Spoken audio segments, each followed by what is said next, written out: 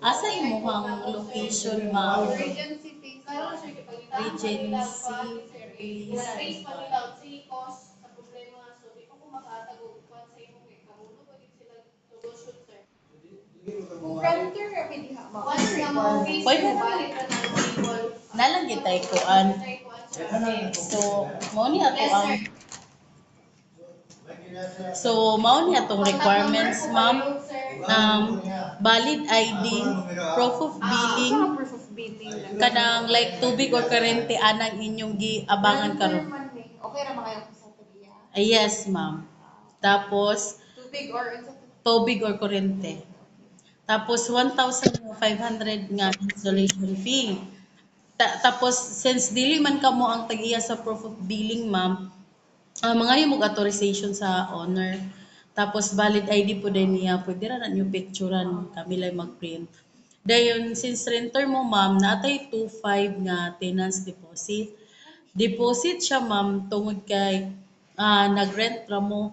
Tanan man good devices nga i-deliver ni Parasat sa inyo, ma'am, is free of use.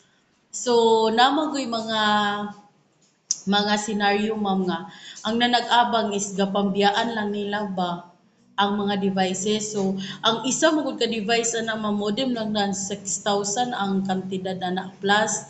So, munang naami deposit, ma'am, ka if ever naami makuan ba kay dili naman na mo ma-locate kung asa na sila nag-rent, tingana ba makuha ra na ninyo, ma'am, if ever muundang na mo sa Parasat man na yung contract or mobalhin mo sa inyong own house na gyud kana mauli na namo sa inyo.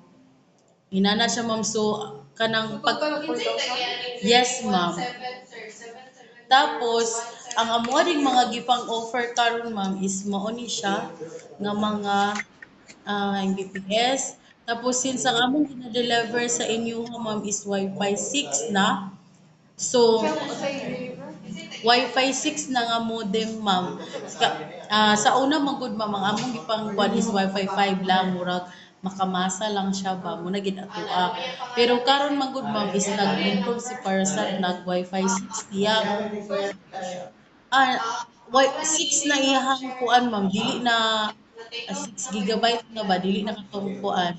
Dako na siya ba, mas kuan usgan na siya. So, So, instead nga 900, if ever ka ni imong kaon, ma'am, instead nga 999, naatay 100 nga plus sa itong monthly sa tungod sa Wi-Fi 6 i-deliver sa inyo, ma'am.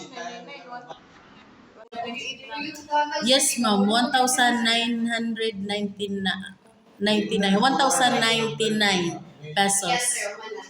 Okay, 100 man ang madugang. So, 1,099 pesos. Oo. Tapos, good for 2 years ra po na siya. After 2 years ni mo, balik na din kag 999. And then same goes sa uban. Yes, ma'am. Same goes sa uban. So, narang, ma'am, if ever nga ka na ang maka-decide ka nga mag-apply ka, ikuan lang din mo